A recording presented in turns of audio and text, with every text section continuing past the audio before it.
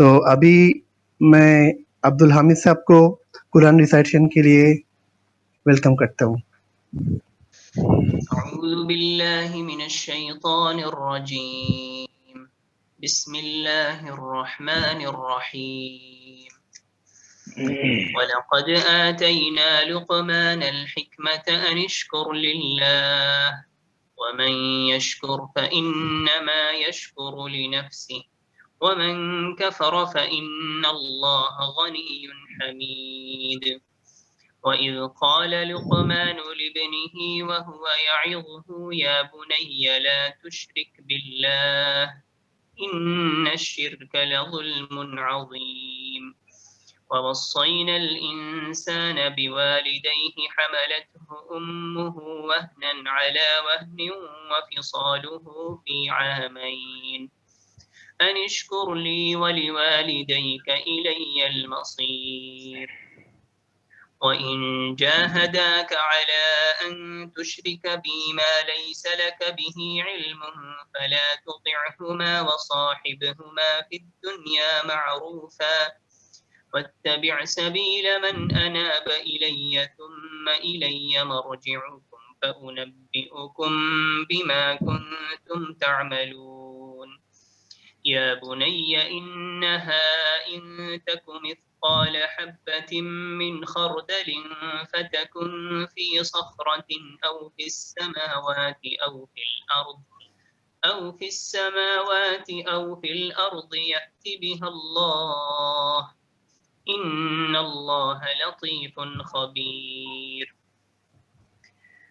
يَا بُنَيَّ أَقِمِ الصَّلَاةَ وَأْمُرْ بِالْمَعْرُوفِ وَانْهَ عَنِ الْمُنكَرِ وَاصْبِرْ عَلَى مَا أَصَابَكَ إِنَّ ذَلِكَ مِنْ عَزْمِ الْأُمُورِ وَلَا تُصَعِّرْ خَدَّكَ لِلنَّاسِ وَلَا تَمْشِ فِي الْأَرْضِ مَرْحًا إِنَّ اللَّهَ لَا يُحِبُّ كُلَّ مُخْتَالٍ فَخُورٍ وَاقْصِدْ فِي مَشْيِكَ وَاغْضُضْ مِنْ صَوْتِكَ إِنَّ أَنْكَرَ الْأَصْوَاتِ لَصَوْتُ الْحَمِيرِ. السلام علیکم. ہاں السلام علیکم. شروع کرنا ہے. تو ہم لوگ ایکچولی ہم لوگ اب وہ جو قرآن ریسائٹیشن ہو گیا ہے تو آپ کے لیے ایکچولی ہم لوگ ویٹ ہی کر رہے ہیں. تو ہم لوگ اسٹارٹ کر سکتے ہیں یہ. ہاں شیخ.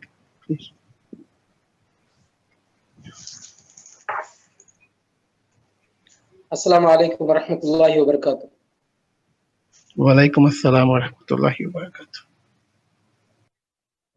ان الحمد للہ نحمده ونستعینه ونستغفره ونعوذ باللہ من شرور انفسنا ومن سیئات اعمالنا من يهده الله فلا مضل له ومن يضلل فلا هادي له واشهد ان لا اله الا الله وحده لا شريك له واشهد ان محمدا عبده ورسوله يا ايها الذين امنوا اتقوا الله حق تقاته ولا تموتن الا وانتم مسلمون يا ايها الناس اتقوا ربكم الذي خلقكم من نفس واحده وخلق منها زوجها وبث منهما رجالا كثيرا ونساء واتقوا الله الذي تساءلون به والأرحام إن الله كان عليكم رقيبا يا أيها الذين آمنوا اتقوا الله وقولوا قولا سديدا يصلح لكم أعمالكم ويغفر لكم ذنوبكم ومن يطع الله ورسوله فقد فاز فوزا عظيما أما بعد فأعوذ بالله السميع العليم من الشيطان الرجيم بسم الله الرحمن الرحيم إنا أرسلنا نوحا إلى قومه أن أنذر قومك من قبل أن يأتيهم عذاب أليم وقال الله عز وجل أعوذ بالله من الشيطان الرجيم قل هو القادر على أن يبعث عليكم عذابا من فوقكم أو من تحت أرجلكم أو يلبسكم شيعا ويذيق بعضكم بأس بعض انظر كيف نصرف الآيات لعلهم يفقهون.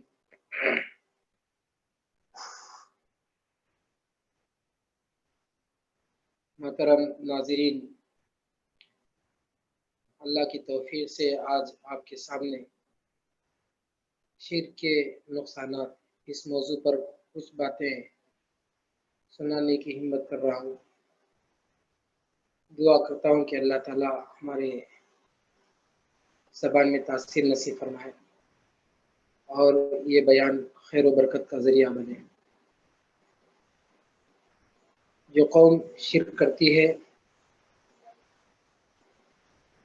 اس قوم پر اللہ مختلف قسم کے عذابات بھیجتا ہے. ان کی آخرت تو برباد ہونے والی ہے، اس میں رتی برابر بھی ایمان والے کو شک نہیں ہونا چاہیے. انہ من یشرک باللہ فقد حرم اللہ علیہ الجنہ، کہ جو لوگ اللہ کے ساتھ کسی دوسرے کو شریک ٹھہراتے ہیں اللہ تعالیٰ اس سماج پر جنت کو حرام کر دیا ہے. یہ ان کی آخرت کی بربادی ہے. رہا مسئلہ دنیا میں بھی شرک کرنے والے قوموں پر اللہ تعالیٰ نے مختلف عذاب کی کارروائی کی ہے. بعض قومیں ایسی ہیں جن پر اللہ نے ایسی کارروائی کی کہ اگر قرآن ان کے بارے میں تفصیل بیان نہ کرتا تو لوگ ان کو بھول ہی جاتے، جن کو قوم بادیہ کہتے ہیں. جیسے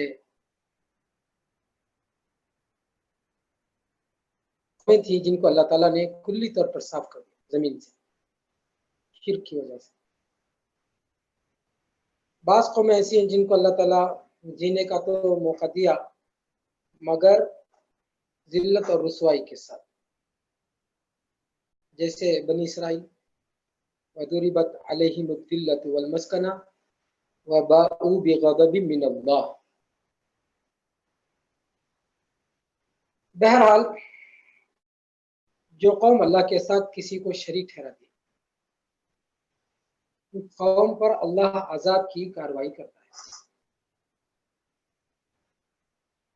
کم از کم 6 قسم کے عذاب ایسے ہیں جو کھلے الفاظ میں واضح ہیں. اور بھی عذاب کی کارروائی ہوگی لیکن کم از کم والے سماج پر اللہ تعالیٰ کبھی بھی بھیج سکتا ہے. اس سے پہلے کہ اللہ عذاب کی کارروائی کرے مسلم سماج کی ذمہ داری ہے کہ اپنے سماج کے لوگوں کو اس عذاب سے واقف کرائے. نبیوں نے اپنے سماج کے لوگوں کو اللہ کے عذاب سے ڈرایا اور لوگوں نے نبیوں کا مذاق بنایا. تو جہاں توحید ایک دعوت کا موضوع ہے وہیں انذار بھی ایک دعوت کا موضوع ہے. بلکہ اللہ تعالیٰ نے جب دعوت کی ذمہ داری نبی پر دی تو نبی کو یہ تعلیم دی یا ایھا المدثر قم فانذر، کہ اے اوڑھ کر سونے والے اٹھ جاؤ اور اپنی قوم کو ڈراؤ. نبیوں کے بعثت کا مقصد انذار ہے. بشیرا و نذیرا انا نذیر العریان. پیارے رسول صلی اللہ علیہ وسلم نے کہا میری مثال اس آدمی کی سی ہے جو آگ بڑھکا ہے اس میں پتنگے گرے، میں ان کے کمر پکڑ کر گھسیٹتا ہوں.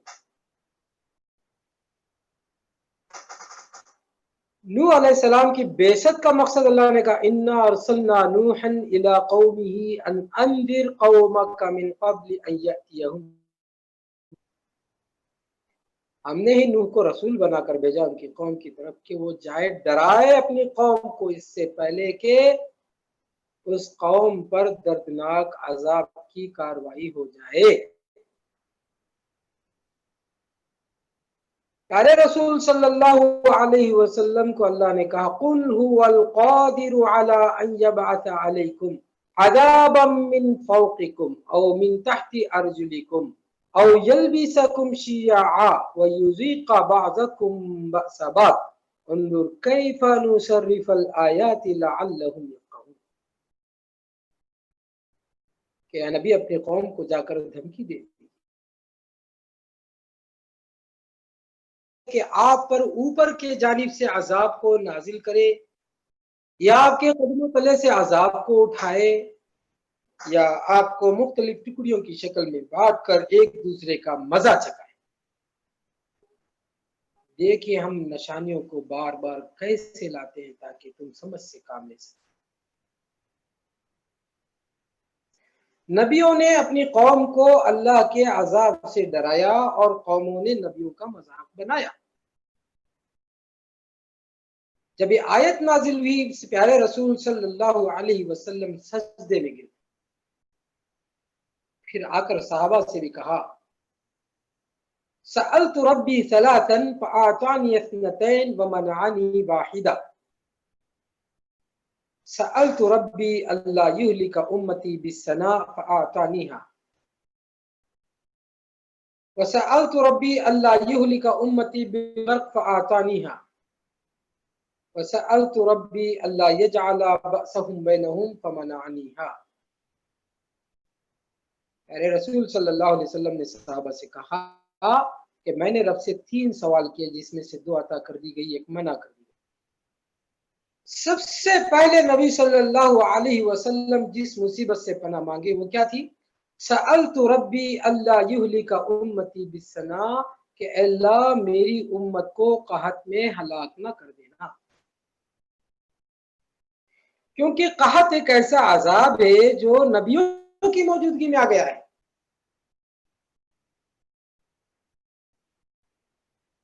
پیارے رسول صلی اللہ علیہ وسلم مکے کے گلیوں میں دعوت کا کام کر رہے ہیں، مکے والوں پر قحط کو اللہ تبارک و تعالیٰ نے مسلط کر دیا.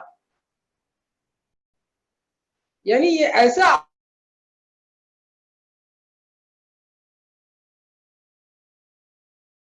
اور دعوت کی موجودگی میں بھی آ سکتا ہے، اس لیے اللہ کے نبی صلی اللہ علیہ وسلم نے سب سے پہلے اس سے پناہ مانگی کہ اللہ میری امت کو قحط میں ہلاک نہ کر دینا.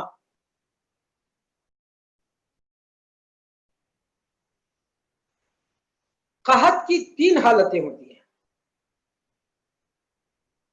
برسات کا رک جانا، جیسے قوم نوح کے ساتھ ہوا تھا، غلے کا بے سود ہو، کھڑی فصل کیچڑ بن گیا، ایک ڈیم کیا پھوٹا کہ سب تباہ ہو گیا. قحط کی 3 حالتیں ہوتی ہیں: برسات کے رک جانے سے بھوک مری آتی ہے، غلے کے بے سود ہو جانے سے بھوک مری آتی ہے، اور اسی طریقے سے وبائی بیماری سے بھوک مری آتی ہے. جس دور سے ہم لوگ گزر رہے ہیں اس کو قحط کہا جاتا ہے، بہت سے لوگوں کو معلوم نہیں ہے. اور قحط 1-2 دن یا مہینے 2 مہینے کے لیے نہیں آتا ہے. یوسف علیہ السلام کے زمانے میں جو قحط آیا تھا وہ پورے 7 سال کے تھے. قحط سال 2 سال کے لیے نہیں آتا ہے. آج جس دور سے پوری دنیا وہ ہے قحط کا سال. اسی لیے قحط کے لیے ایک لفظ آتا ہے اردو حلقے میں، قحط سالی، یعنی یہ سالوں پر رہتا ہے.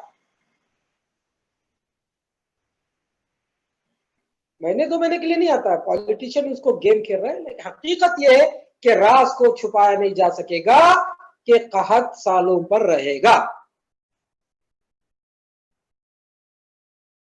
اللہ کے نبی صلی اللہ علیہ وسلم نے پناہ مانگی کہ اللہ میری امت کو قحط میں مبتلا نہ کر. کیوں؟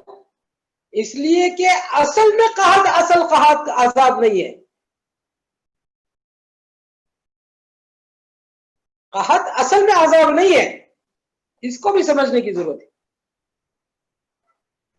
قحط اصل میں ایک بڑے حادثے کی دھمکی ہے، دھمکی. بھوکمری اصل عذاب نہیں ہے. اس میں اگر قوم توبہ نہیں کرے گی، اللہ سے معافی نہیں مانگے گی، شرک سے توبہ نہیں کریں گے، ایک بہت بڑے حادثے سے اس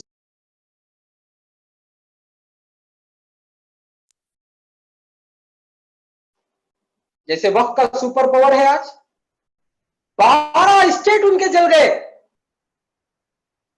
کورونا کے بعد. نوح علیہ السلام کی قوم کو اللہ تبارک و تعالیٰ نے باپ ہو کر ختم کیا، پہلے اس قوم پر اللہ نے قحط کو بھیجا. قحط اصل عذاب نہیں ہے، عذاب کی دھمکی ہے.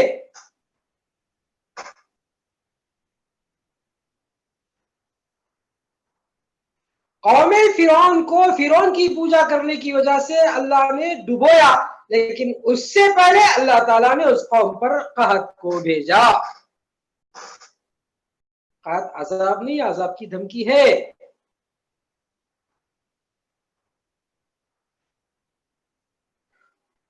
آدائے رسول اللہ کے نبی صلی اللہ علیہ وسلم کے ٹاپ کے دشمنوں کو جنگ بدر میں مار دیا گیا، لیکن اس سے پہلے مکے والوں پر اللہ نے قحط کو بھیجا. اس چیز کے اشارہ کیا جا رہا ہے کہ قحط اصل میں عذاب نہیں ہے، بڑے عذاب کی دھمکی ہے. یہ قرآن و سنت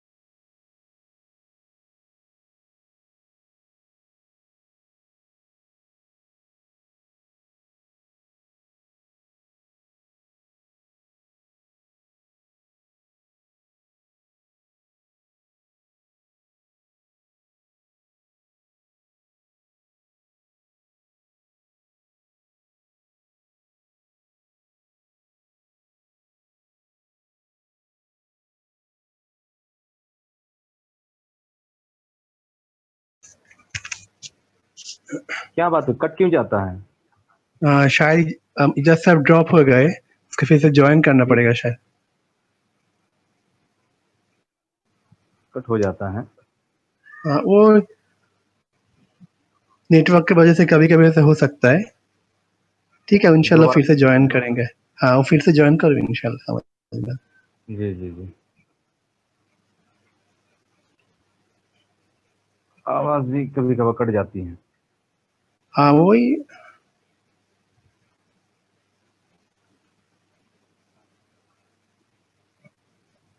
خالی پانی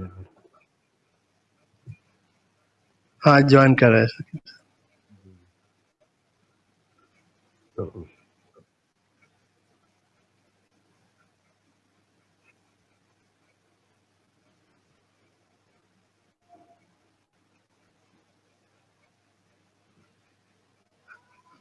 ہاں شیخ شاید نیٹ ورک کی وجہ سے کٹ گیا تھا شاید سے.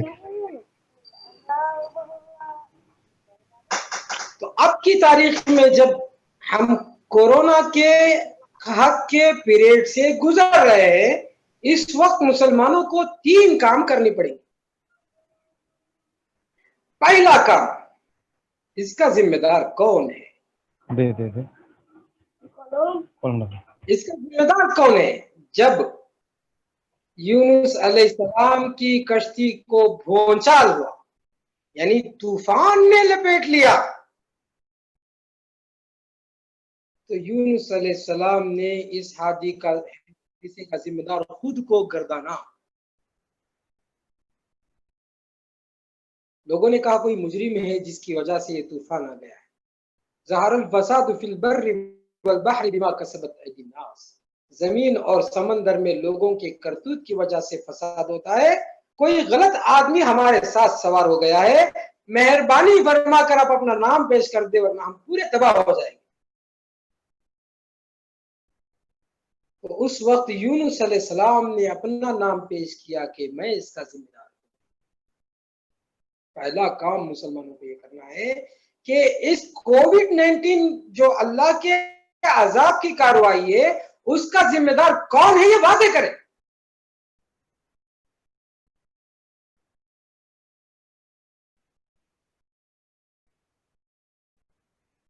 مکے والوں پر اللہ تعالیٰ نے قحط کو بھیجا، اس کی وجہ کیا تھی؟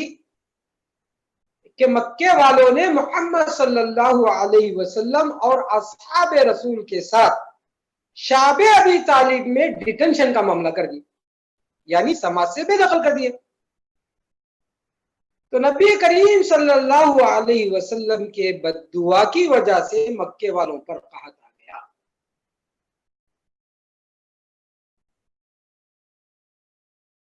مصر والے بغیر کسی گناہ کے یوسف علیہ السلام کو قید میں رکھے،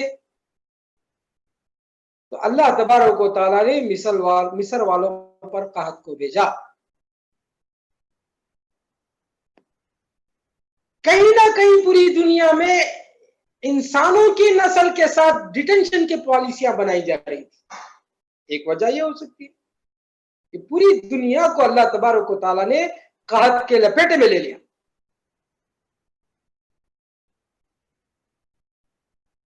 دوسری وجہ یونس علیہ السلام کی طرح اگر ہم دیکھیں گے تو مسلمانوں نے دعوت کی ذمہ داری میں منہ موڑا ہے۔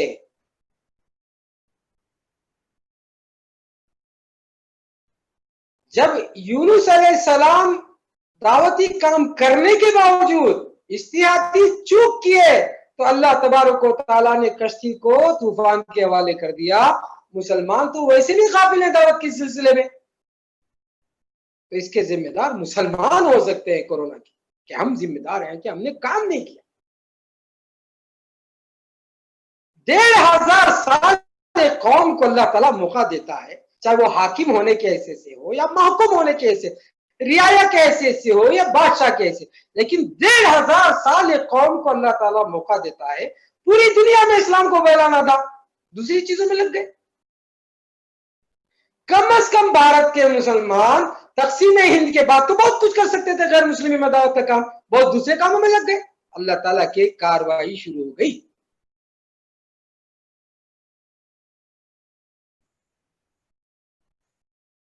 اور یہ کاروائی بھی عجیب کاروائی ہے، پتہ نہیں کس کی دعا لگ گئی کہ بھارت میں کورونا آ گیا۔ آج بھی بعض اسٹیٹ بعض علاقے ایسے ہیں جب کورونا گیا ہی نہیں، لیکن بھارت میں آ گیا۔ عجیب، کس کی دعا لگی پتہ نہیں۔ میں اس لیے کہہ رہا ہوں کہ مسلمانوں کے سر پر ایک ننگی تلوار کھڑی تھی، CAA NRIC NPR، 1 اپریل سے اس کو لاگو کیا جا رہا تھا۔ مجھے یقین ہے کہ دائی لوگوں نے دعا کی ہوگی کہ اللہ اگر یہ CAA آ گیا، NPR آ گیا، NRIC آ گئی تو ہم سے دعوت کا کام نہیں ہوگا، اللہ ہمیں دعوت کا موقع دے دے۔ شاید لگتا ہے مسلمانوں میں خاص کر دعوتی لوگوں نے دعا کی ہے، مجھے تو کبھی کبھی ایسا لگتا ہے۔ ان کے دعا کو اللہ نے کورونا کے ذریعے سے قبول کیا، کورونا بھیج دیا 5 دن پہلے بھارت۔ 1 اپریل سے CAA آ رہا تھا اور 25 اپریل کو اناؤنسمنٹ ہو جاتا ہے کہ بھارت میں کورونا آ گیا ہے۔ اس سے پہلے بھی آیا تھا لیکن آفیشیلی اعلان ہوا کہ کورونا آ چکا ہے۔ کسی کی دعا لگی، اللہ نے CAA اور NRC اور NPR کو پیچھے ہٹایا کورونا کے ذریعے سے، گویا رحمت بن کے آیا۔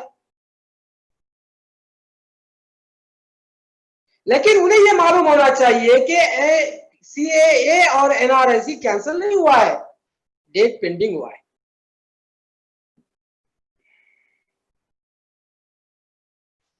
ریزن کیا ہے؟ سپریم کورٹ کے طرف سے سینٹرل گورنمنٹ پر پریشر ہے کہ تم نے امینڈمنٹس کیا، اس کو اپلائی کیوں نہیں کیا؟ تو CAA کو لانے میں جو رکاوٹ ہے وہ کورونا ہے۔ اب مسلمانوں کے ہاتھ میں کیا چاہتے ہیں؟ کیا وہ کورونا کو باقی رکھنا چاہتے ہیں یا CAA کو دعوت دینا چاہتے ہیں؟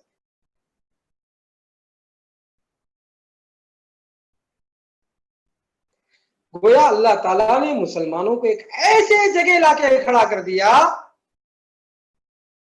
جس جگہ پہ بنی اسرائیل پہنچ گئی، آگے سمندر، پیچھے فرعون کا لشکر۔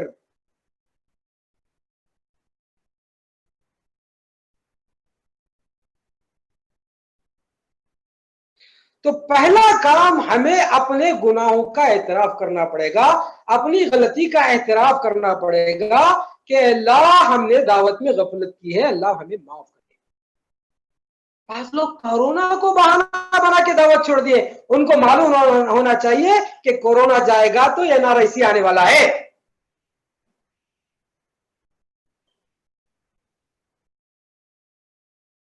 جب NRIC آئے گا تو ہم لوگوں کو دعوت کے مواقع سیکنڈ سٹیزن شپ کی بنیاد پر دعوت کے مواقع ہم سے چھین لیے جائیں گے۔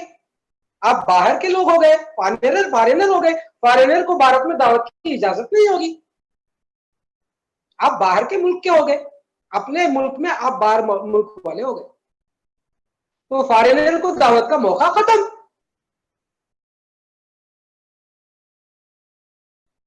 ہم سے دعوت کے مواقع اللہ تعالیٰ چھینے گا۔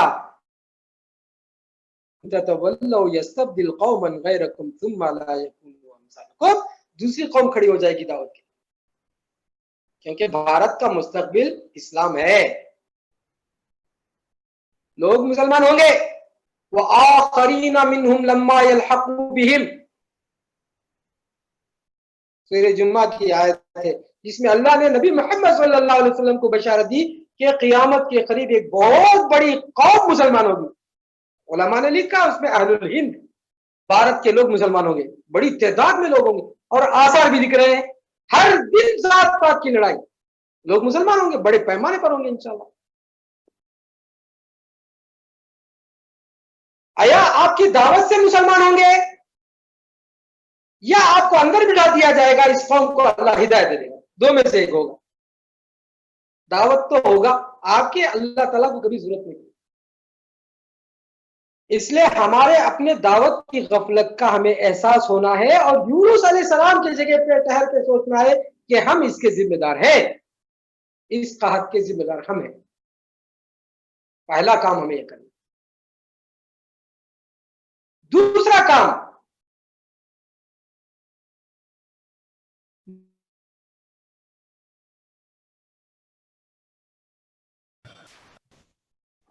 آیا تو نبیوں نے کیا کیا؟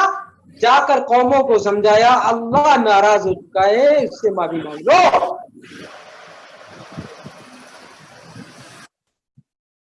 یہ اللہ کا غضب ہے۔ دنیا بھر میں جتنے وائرس ہیں ان سارے وائرس کو ایک مٹھی میں جمع کر لیا جا سکتا ہے، اتنے ہی وائرس ہے۔ ایک ڈاکٹر کے لیکچر کو میں بتا رہا ہوں، دنیا بھر میں جتنے وائرس ہیں اس سارے وائرس کو اللہ تعالیٰ یہ ایک مٹھی میں، ہمارے مٹھی میں آ جاتا ہے۔ وہ وائرس کے برانچز ہوتے ہیں، اس کے بچے ہوتے ہیں، اس بچوں میں سے ایک بچہ وائرس جو ہے کووڈ-19 ہے۔ اس کووڈ-19 کو اللہ تبارک و تعالیٰ نے بغاوت کی اجازت دے دی تو پوری دنیا سو گئی۔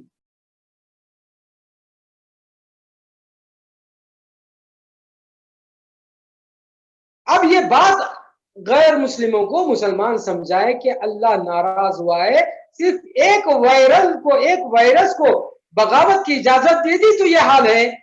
اگر اب بھی ہم اللہ سے معافی نہیں مانگیں گے، اب بھی شرک سے توبہ نہیں کریں گے، تو کیا بڑے بڑے حادثے کا آپ انتظار کریں گے؟ یہ دوسرا کام مسلمانوں کو کرنا ہے۔ پہلا کام اس کے ذمہ دار مسلمان، اس کا اعتراف کرنا ہے۔ دوسرا نوح علیہ السلام کی طرح توبہ مومنٹ چلانا ہے۔ اور تیسرا کام یوسف علیہ السلام کی طرح اپنے علاقے کے کاؤنسلر، سرپنچ، MLA، MP جو بھی ہیں ان سے ملاقات کر کے یقین دلانا ہے کہ تمہارے دکھ میں، تمہارے مینجمنٹ کے پیریڈ میں یہ جو بھوکمری کا دور آنے والا ہے، اسلام یہ سمجھاتا ہے کہ مسلم سماج تمہارے ساتھ کھڑے ہو کر تمہارا ساتھ دے، جیسے یوسف علیہ السلام نے اپنا نام پیش کیا۔ ہر دعوتی ادارے اور دعوتی شخصیات اپنے اطراف رہنے والے سرپنچ اور بڑے سماج کے لوگوں کے سامنے جا کر سنائے کہ جب قحط آتا ہے تو مہینے دو مہینے کے لیے نہیں آتا، سالوں کے لیے آتا ہے۔ यानी 3 वक्त खाने वाला 2 वक्त खाएगा, 2 वक्त खाने वाला 1 वक्त खाएगा, और 1 वक्त खाने वाले का अगर आप इंतजाम नहीं कराएंगे तो वो समाज के लोग मर जाएंगे। इंसान को बचाने का काम दाइयों को करना पड़ेगा। तीसरा काम है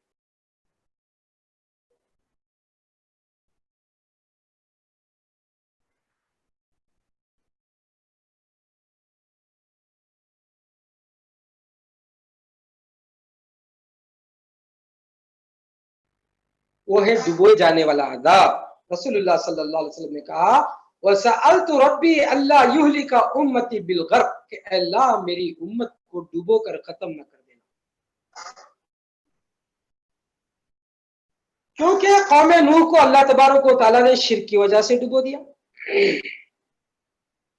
कौम फिरौन को अल्लाह तबारक व तआला ने जो उन्होंने फिरौन की पूजा की इसकी वजह से शिर्क डुबो कर खत्म कर दिया।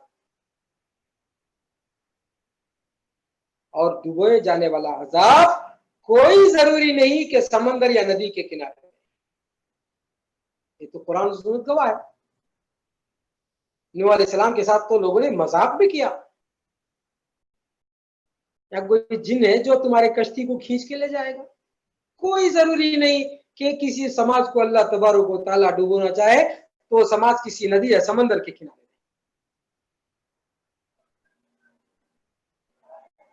12 साल पहले राजस्थान के रेगिस्तान में सैलाब आ गया।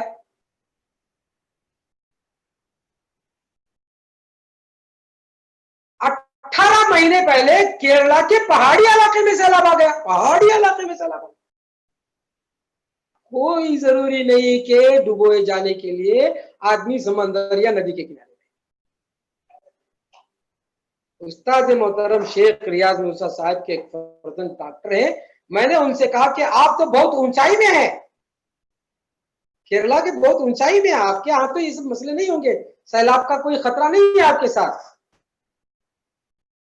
तो उन्होंने कहा कि जिस नौयत से बरसात हुई है उसकी वजह से कोई इलाका महफूज नहीं हो सकता। आधे घंटे की बारिश होती 6 फीट पानी खड़ा हो जाता, फिर आधे घंटे का वक्फा, फिर आधे घंटे की बारिश होती फिर 6 फीट पानी खड़ा हो जाता, फिर आधे घंटे का वक्फा, फिर आधे घंटे की बारिश होती फिर 6 फीट पानी खड़ा हो जाता, फिर आधे घंटे का वक्फा।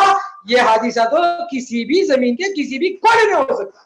आधे घंटे में 6 फीट पानी खड़ा है और आधे घंटे में पानी खाली कैसे होगा, वो घर कैसे बदलेंगे। करोड़ों में जीने वाले रोडों पर आ गए, जिससे अल्लाह के नबी सल्लल्लाहु अलैहि वसल्लम मानते थे कि अल्लाह मेरी उम्मत को डुबो कर खत्म न कर देना।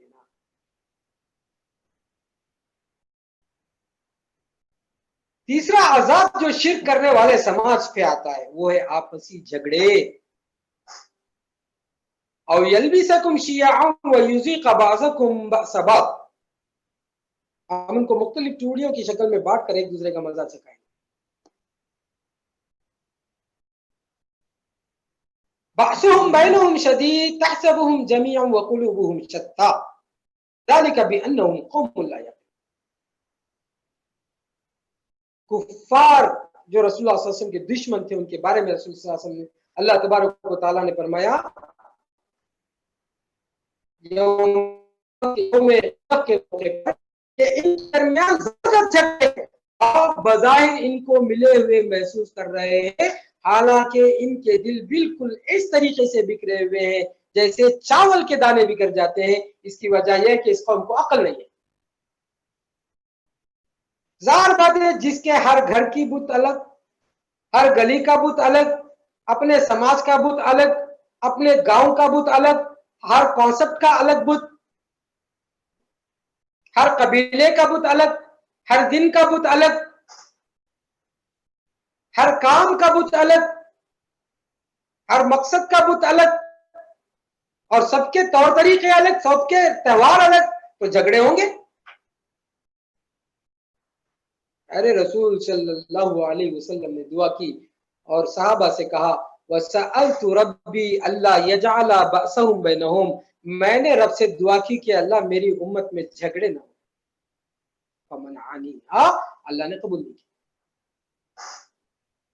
नबी की ये दुआ कि मेरी उम्मत में झगड़े ना हो, ये मुसलमानों के लिए खास नहीं है। रहती दुनिया तक की सारी आबादी मोहम्मद सल्लल्लाहु अलैहि वसल्लम की उम्मत है। वो तो हम छोटे दिमाग के लोग हैं ना कि जब हम दुआ करते हैं तो सिर्फ मुसलमानों के लिए दुआ करते हैं। बाज लोग तो इतने गाफिल हैं ना अपने खानदान के लिए दुआ करते हैं ना अपनी जात के लिए दुआ करते हैं। और नबी जब दुआ करते तो रहती दुनिया तक की आबादी के लिए दुआ करते कि अल्लाह मेरी उम्मत में झगड़े ना हो। अल्लाह ने इसको कबूल नहीं किया। ये जात पात के झगड़े, ये ऊंच नीच के झगड़े, ये छूत अछूत, ये शिमाल जनूब के झगड़े, ये जबान जबान के झगड़े, ये रंगों के झगड़े, ये नस्लों के झगड़े, ये क्या है? इस समाज पर शिर्क की वजह से आया हुआ अल्लाह का अजाब है। अफसोस से कहना पड़ता है कि बाद सियासी मुबस्सिरीन इन झगड़ों का सियासी फायदा उठाना चाहते। ला हौला वला कुव्वता इल्ला बिल्लाह। पहले से कौम अल्लाह के अजाब में हो और उस अजाब ज़दा कौम की बुरी हालत से सियासी फायदा उठाए, ये तो इंसानियत से गिरी हुई हरकत। प्यारे रसूल सल्लल्लाहु अलैहि वसल्लम के जमाने में जब कुफ्फार मक्का सहाबा रिज़वानुल्लाहि अलैहिम अजमईन के कत्ल पर खड़े हुए थे, खुले की बुनियाद कि ये लोग ला इलाहा इल्लल्लाह मान रहे हैं इसलिए उनको कत्ल करो, सहाबा मजबूर होकर मक्का छोड़कर निकल रहे हैं। खुद रसूलुल्लाह सल्लल्लाहु अलैहि वसल्लम के खिलाफ कत्ल के मंसूबे बनाए जा रहे हैं। ऐसे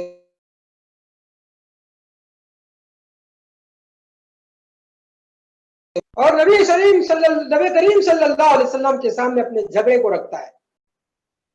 अल्लाह के नबी सल्लल्लाहु अलैहि वसल्लम चाहते तो इन मदीने वालों के ऑफर को कबूल करते, इस झगड़े का फायदा उठाकर कुफ्फारे मक्का के दांत खट्टे करा देते। प्यारे रसूल सल्लल्लाहु अलैहि वसल्लम ने कहा कि झगड़े से अच्छा हल मेरे पास है। उन्होंने कहा कि झगड़े से अच्छा हल है, वो क्या है? कुलू ला इलाहा इल्लल्लाह, अल्लाह को मानो, सारे झगड़े खत्म।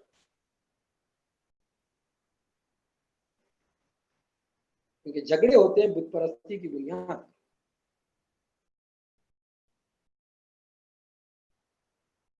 चौथा आजाद जो शिर्क करने वाले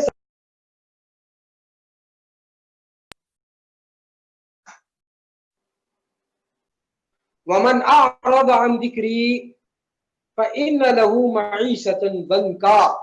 जो अल्लाह के दीन से मुंह मोड़ लेगा उसकी जिंदगी को अल्लाह तबारक व तआला तंग कर देगा।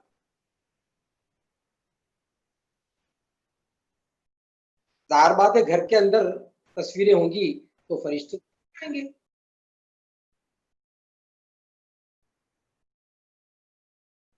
नूह अलैहिस्सलाम की इकोनॉमी गिर गई।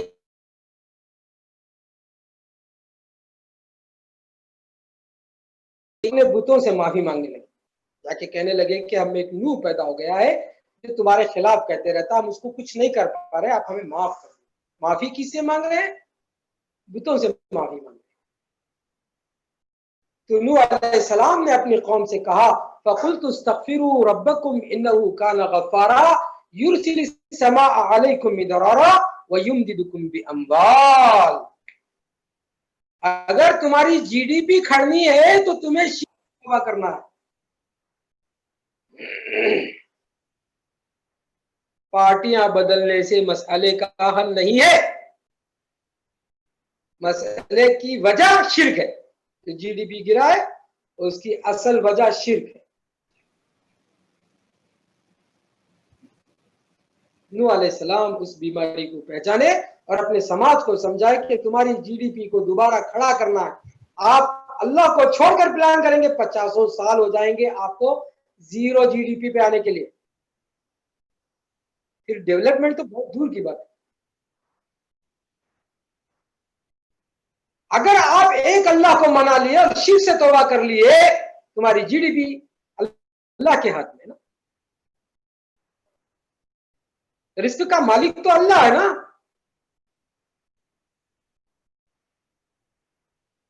یہ جو ٹڈیاں ہمارے دیش میں آئی ہیں اس کو بھگانے کی طاقت تو اللہ میں ہے نا. 4 مہینے ہو چکے ہیں ہمارے کھیتوں سے ٹڈیاں واپس نہیں گئی ہیں جو فصلوں کو کھا کر اڈا بنا کے بیٹھے.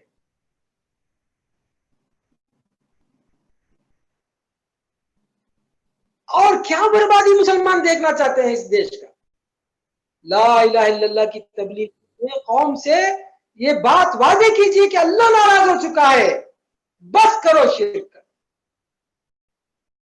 کتنے صدمے کی بات ہے, کتنے شرمندگی کی بات ہے کہ جو ملک سیکولرزم کا جھنڈا لے کے گھومتا تھا وہ شرک کی تبلیغ کے لیے دوسرے ممالک کو جا رہا ہے. لا حول ولا قوت الا باللہ. اس سے شرمندگی کی بات اور کیا ہو سکتی.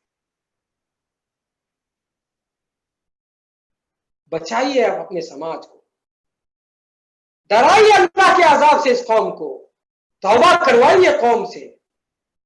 یہ وقت ہے, آج قوم سمجھ رہی ہے. لوگوں کو مسئلہ سمجھ میں نہیں آ رہا کہ اس پرابلم کا سولوشن کیا ہے.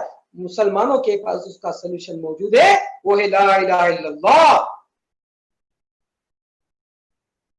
لوگ سننے کے لیے تیار ہیں اور مسلمان کورونا کا بہانہ بنا کے گھر میں بیٹھنے کی باتیں کرتے.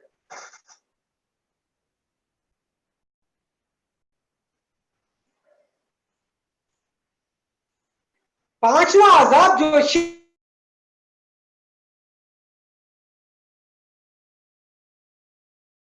خاندان چلتا ہے لڑکوں سے, ان کے گھروں میں لڑکے پیدا ہونے کا سلسلہ بند ہو جائے گا جیسے قوم نوح کے ساتھ ہوا کہ ان کے گھروں میں لڑکے پیدا ہونے کا سلسلہ بند ہو گیا. وَيُمْدِدْكُمْ بِأَمْوَالٍ وَبَنِينَ. قیامت کی نشانی میں ہے کہ ایک مرد کے اندر, ایک مرد کے ماتحت 50 عورتیں آ جائیں گی. شادی کر کے نہیں, مجبور ہو کر آ جائیں گی, بیوہ ہو کر, کمانے والے نہیں, لاچار ہو کر. ایک مرد کے ماتحت 50 عورتیں رہیں گی. کیا گزرے گا اس قوم پر. آج کی تاریخ میں اگر کمانے والا ایک ہو اور کھانے والے 10 ہو تو آدمی حلال اور حرام چھوڑ دیتا ہے. کتنے دکھ کی بات ہے کہ ایک مرد کے ماتحت 50 عورتیں ہو جائیں. یہ کیسا عذاب اس سماج پر آنے والا ہے. ایک دائی کو اس کا احساس ہونا چاہیے. اس سے پہلے کہ اللہ عذاب کی کارروائی کرے, دردناک عذاب بھیجے اس قوم کو, دائی قوم اٹھے اور اس قوم کو اللہ کے عذاب سے واقف کرائے, توبہ کرائے.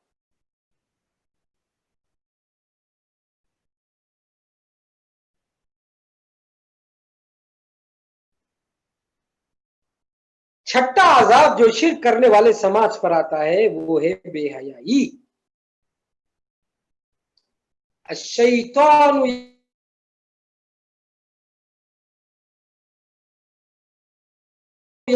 اللہ کو چھوڑ کر شیطان کی پرستش کرے گی تو شیطان ان کو بے حیائی کا راستہ دکھائے گا. کیونکہ جس گھر میں بے حیائی زناکاری ہوگی اس گھر سے اللہ تبارک و تعالی برکت چھین لیتا ہے. خاندان کا ایک فرد بے حیائی اور زناکاری میں لگے گا تو پورے گھر میں اس کی نحوست ہو جاتی ہے. پڑوس کا ایک آدمی زناکاری کرے گا تو دوسرا پڑوس کا گھر متاثر ہو جاتا ہے. ایسا گھناؤنا جرم ہے.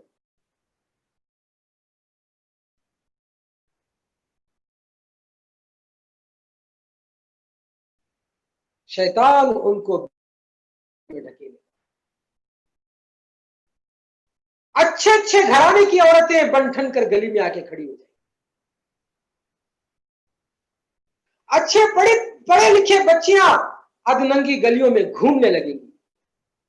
کیا عزت, کیا نام, کیا نمود, کیا خاندان, کیا رتبہ, سب ملیا میٹ ہونے والا ہے. یعنی اس قوم کو اللہ تبارک و تعالی شرک کی وجہ سے ذلیل کرنے والا ہے. کن حادثوں سے یہ قوم گزرنے والی ہے, ایک دائی قوم کو اس کا احساس ہونا چاہیے.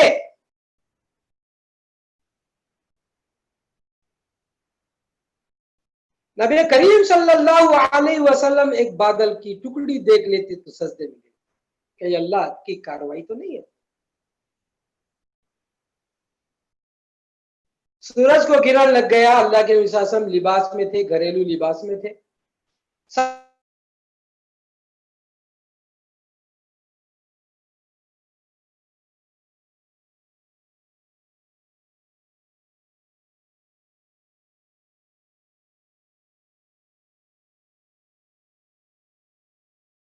सहाबी ने आके कहा कि सूरज को किरण लग गया।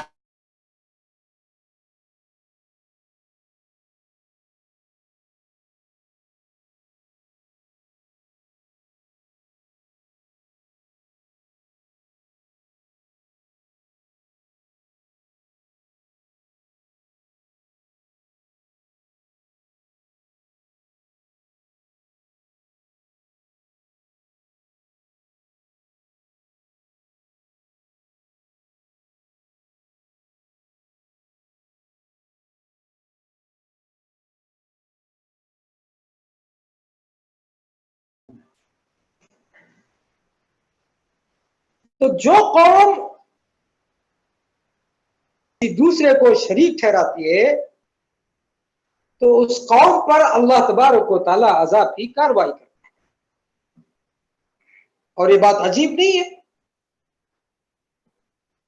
क्योंकि इससे पहले अल्लाह तबारक व तआला ने बहुत सी कौमों को खत्म किया है और अल्लाह के लिए मुश्किल नहीं है।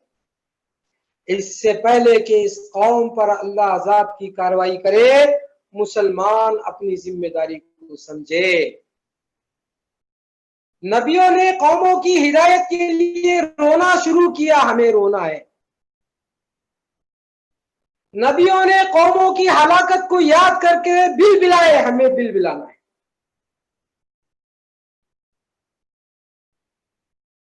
तकलीफ कुछ भी हो हमें भी तो झेलना पड़ेगा।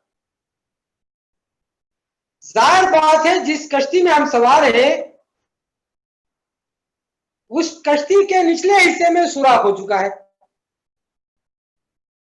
शिर्क की वजह से, तो नुकसान सिर्फ निचले हिस्से वालों को नहीं होने वाला है, ऊपर वालों को भी होने वाला है। जब शिर्क की वजह से इस कौम पर बेहयाई के अजाब को मुसल्लत किया जाएगा तो सात पर्दे में रहने वाले मुस्लिम बच्चियां भी टिकटॉक जैसे एप्लीकेशन डाउनलोड करके डांस करें। ठीक है, जिस कश्ती में हम सवार हैं उस कश्ती के निचले हिस्से में शिर्क की वजह से सुराख हो चुका है। शिर्क की वजह से जब अल्लाह अजाब की कार्रवाई करेगा और एक कौम को डुबोएगा तो क्या वहां बसने वाले मुसलमानों को छोड़ दिया जाएगा? शिर्क की वजह से अल्लाह तबारक व तआला एक समाज के जीडीपी को गिरा देगा तो क्या वहां के मुसलमान महफूज रहेंगे? 23.9% माइनस जीडीपी का मतलब क्या है? अगर कोई महीने में 1 लाख का टर्नओवर टारगेट बना के करता है तो उसको 25% लॉस जाएगा। बेनिफिट और बराबरी की बात तो दूर की बात, हर महीने लॉस जाएगा। यानी अगर किसी कंपनी में 4 आदमी काम कर रहे हैं, अगर उस कंपनी को वो बचा लेना है तो उसके 25% एम्प्लॉयज को उसको निकालना पड़ेगा, तो साथ में मुसलमान भी तो निकलेंगे। जब अल्लाह अजाब की कार्रवाई करेगा कश्ती के सुराख की वजह से तो मुसलमानों को नहीं छोड़ा जाएगा।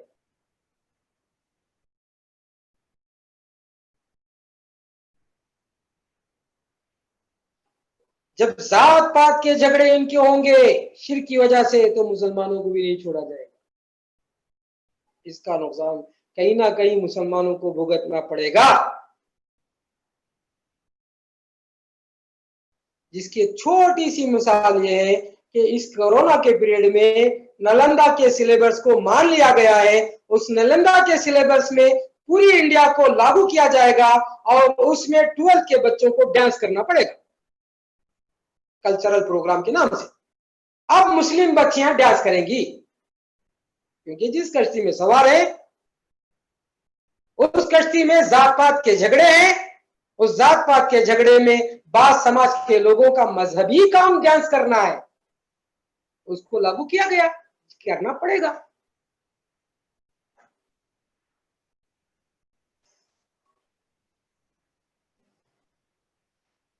جس کشتی میں ہم سوار ہیں وہاں کے کانسیپٹ میں یہ ہے کہ ایک ہی خاص طبقے کے لوگوں کو پڑھنے کا حق ہے, دوسرے لوگ لا نہیں پڑھ سکتے. پڑھنا تو دور کی بات, لا پڑھنا تو دور کی بات, پڑھائی بھی نہیں کر سکتے. تو کیسے جا کر J N you Jawahar Lal Nehru university میں SC/ST کے بچے لا کا پیپر دیں گے؟ بھائی جس دن لا کا پیپر آتا ہے اس دن JNU میں دنگے کروا دیے جاتے ہیں. کس کو مسلمانوں کو تو پڑھتا ہی ہے. ہوشیار بچے پڑھے لکھے ہیں, وہ لوگ سپریم کورٹ گئے تو 1 تاریخ کا انہوں نے ڈیٹ دیا کہ اس ایک یونیورسٹی کے لیے 1 تاریخ کو الگ سے پیپر آئے گا. لا کے بچے تھے تو پھر 1 تاریخ کی صبح کو لا کا پیپر آتا ہے, اسی رات, اس سے پہلے کی رات میں ان کے ہاسٹل میں دنگے کروا دیے جاتے ہیں. مسلمان کو بھی نقصان ہوگا. جس کشتی میں ہم سوار ہیں اس کشتی میں شرک کی وجہ سے ذات پات کی لڑائی سر چڑھ کے بول رہی ہے تو بھگتنا مسلمانوں کو بھی پڑے گا. ذات پات کے نظام کو اتر پردیش کے علاقے میں ٹھاکروں کو کھڑا کر دیا گیا ہے, نقصان مسلمانوں کو اٹھانا پڑے گا. کی وجہ سے یہ جھگڑے ہیں اور مسلمان اس پر توجہ نہیں دیا, سمجھا کہ ان کے اپنے مسئلے ہیں, جبکہ یہ شرک کا مسئلہ ہے اور مسلمان شرک کے خلاف بات کرنے والا ایک سماج ہونا چاہیے تھا.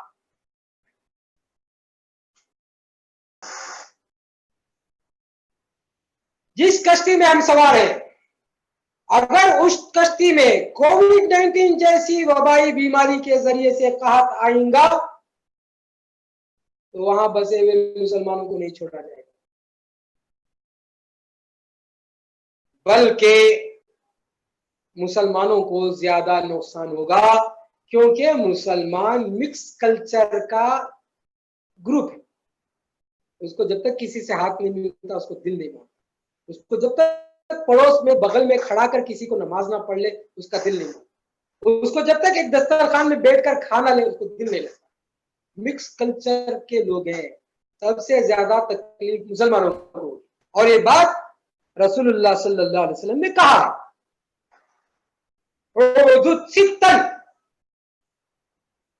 جنگ تبوک سے واپسی میں اللہ کے نبی صلی اللہ علیہ وسلم نے کہا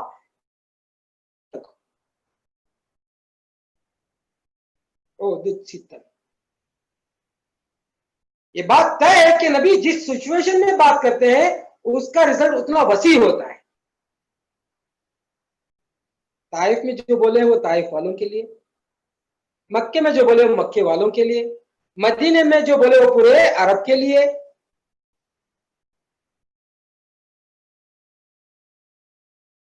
ایسے روم وقت کے سپر پاور سے ٹکرانے کے سچویشن میں جو بات رسول اللہ صلی اللہ علیہ وسلم بول رہے ہیں وہ پورا انٹرنیشنل ایشو ہے.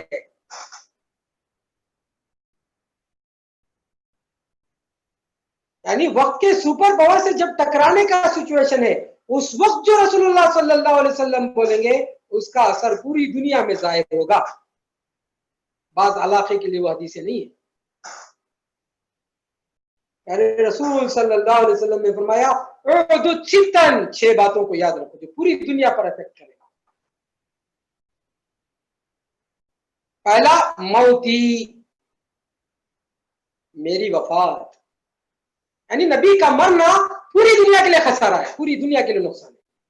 یعنی جو بات 6 رسول اللہ صلی اللہ علیہ وسلم نے بولے ہیں وہ پوری دنیا کے لیے بننے والے موضوعات ہیں.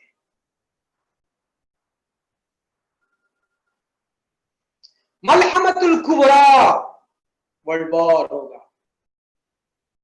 بہت بڑی جنگ ہوگی, وہ پورے انٹرنیشنل ایشو ہے. فتح بیت المقدس,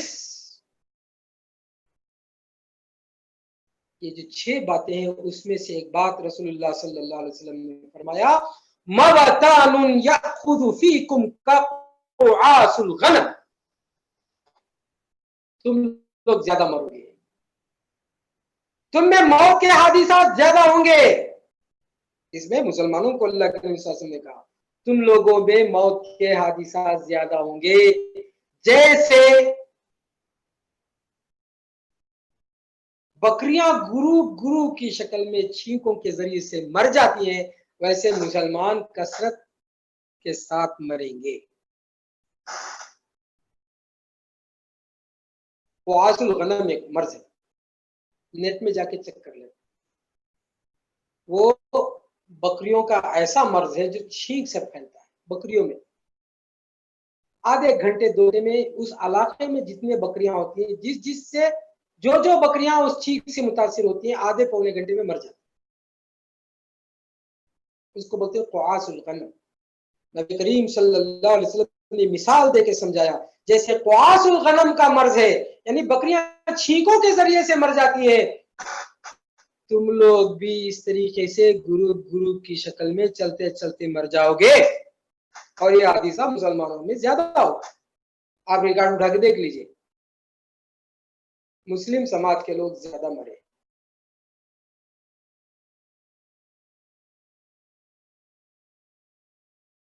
کیونکہ جس کشتی میں ہم سوار ہیں اس کشتی کو شرک کی وجہ سے سوراخ ہو چکا ہے، اب اس سوراخ کا نقصان کووڈ-19 ہے، جس میں مسلمان سوار ہیں وہ زیادہ مریں گے۔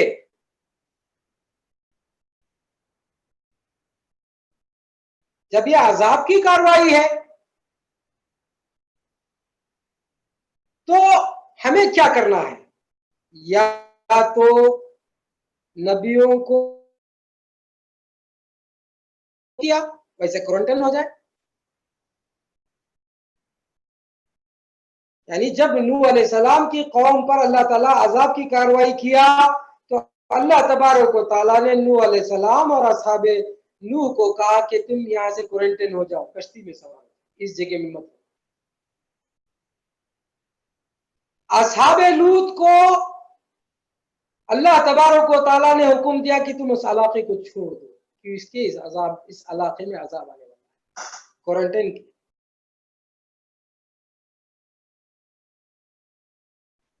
یا تو مسلمان اس عذاب سے نمٹنے کے لیے کوارنٹائن ہو جائے، بلا وجہ باہر نہ نکلے، یا نکلے تو نوح علیہ السلام کی طرح توبہ مومنٹ نکلے، لوگوں سے جا کر کہے کہ یہ اللہ کے عذاب کی ابتدائی کارروائی ہے، کیونکہ قحط اصل عذاب نہیں ہوتا ہے، قحط کے بعد اصل عذاب آتا ہے۔ اپنی قوم سے جا کر کہے اور توبہ کرو، اس وقت کے مسلمانوں کی ذمہ داری۔ اللہ تبارک و تعالیٰ سے دعا ہے، اللہ تبارک و تعالیٰ ہمیں دعوت کے مقاصد کو سمجھ کر اس کے لیے حتی المقدور محنت کرنے کی توفیق نصیب فرمائے۔ اگر مسلمان اس کورونا کے پیریڈ میں توبہ مومنٹ نہیں چلائیں گے تو پیچھے جیسے لشکر فرعون تھا، سامنے جیسے بنی اسرائیل کے لیے سمندر تھا، سامنے ہمارے کورونا ہے اور پیچھے CAA کا آنے والا پروسیس ہے۔ ہم کو اللہ تعالیٰ نے ایک ایسی جگہ کھڑا کر دیا ہے جہاں ہمارے تعلقات براہ راست اللہ سے ہونے ہیں، اور کثرت سے اللہ سے دعائیں کر کے اس سماج کو اللہ کے عذاب سے نکالنے کی کوشش ہے۔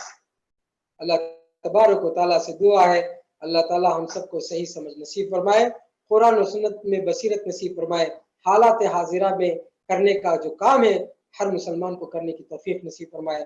وآخر دعوانا ان الحمد للہ رب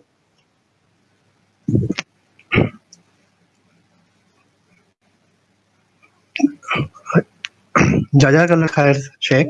العالمین۔ السلام علیکم ورحمۃ اللہ وبرکاتہ۔ جزاک اللہ خیر شیخ۔ تو ابھی ہم لوگ کوسچن آنسر سیشن سٹارٹ ہوگا۔ السلام علیکم شیخ۔ ایک سوال ہے، یہ ایکچولی بنگال میں، ویسٹ بنگال میں ایک مطلب فیسٹیول کا سچویشن آ رہا ہے جس کو مطلب درگا پوجا کہتے ہیں۔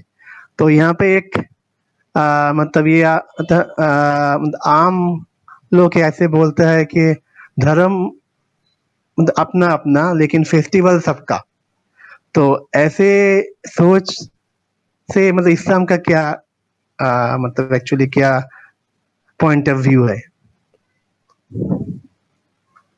اسلام کا پرابلم ہی یہی ہے کہ وہ کسی دوسرے دھرم کے ساتھ چل نہیں سکتا، اور بالخصوص وہ شرک کے ساتھ تو چل نہیں سکتا۔ اور یہ جو درگا پوجا ہے وہ بت پرستی نہیں ہے، وہ جن کی پوجا ہے، جن، اور بھارت میں جنوں کی پوجا عام ہے۔ اس وقت جنوں سے لوگوں کو بچایا جائے، واقف کیا جائے کہ تم جن کی پوجا کریں گے تو تمہارے گھر میں یہ اڈا بنائیں گے، الٹا کھل کر لوگوں کو سمجھانا ہے کہ یہ جنوں کی پوجا ہے، اس سے باز آ جاؤ، نہیں تو تمہارے گھروں میں یہ داخل ہو جائیں گے جن شیاطین۔ جی جزاک اللہ خیر شیخ۔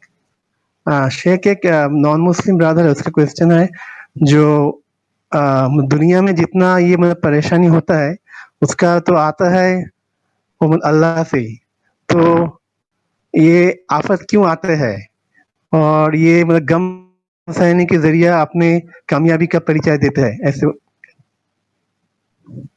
ایسے کیسا سوال ہے؟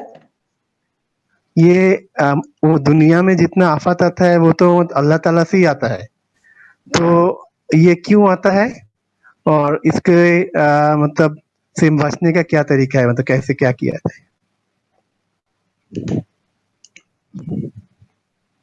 اللہ جو کاروائی کرتا ہے اس کے لیے پہلے انسان ذمہ دار ہوتا ہے، پہلے انسان سے غلطی ہوتی ہے، پھر اللہ اپنی کاروائی کرتا ہے۔ بیٹے بیٹے اللہ اپنی کاروائی نہیں کرتا ہے، انسان اپنے سے کچھ غلطیاں کرتا ہے جس کو اللہ تعالیٰ سدھارنا چاہتا ہے کہ توبہ کر کے آ جائے۔ جیسے ماں باپ اپنے بچے کے کان پکڑتے ہیں، تو کان پکڑنا یہ نہیں ہے کہ اس کو سزا دیا جا رہا ہے، اس کو سدھارنا چاہتا ہے۔ تو اللہ یہ جو کاروائی کرتا ہے توبہ کے لیے، وَلَنُذِيقَنَّهُم مِنَ الْعَذَابِ الْأَدْنَىٰ دُونَ الْعَذَابِ الْأَكْبَرِ لَعَلَّهُمْ يَرْجِعُونَ لَعَلَّهُمْ إِلَيْهِ يَرْجِعُونَ، کہ دنیاوی جو تکلیفیں ہیں اس کا مقصد یہ ہے کہ آدمی آخرت میں کامیاب ہو جانے کے لیے سدھر جائے۔ بڑی مشکل سے پہلے یہ چھوٹی مشکلیں اللہ لا رہا ہے، اور سب کے ساتھ نہیں ہے، جو غلطی کرے گا اس کے ساتھ، جو نیک لوگ ہیں ان کے ساتھ جو ہوتا ہے ان کا پروموشن ہے،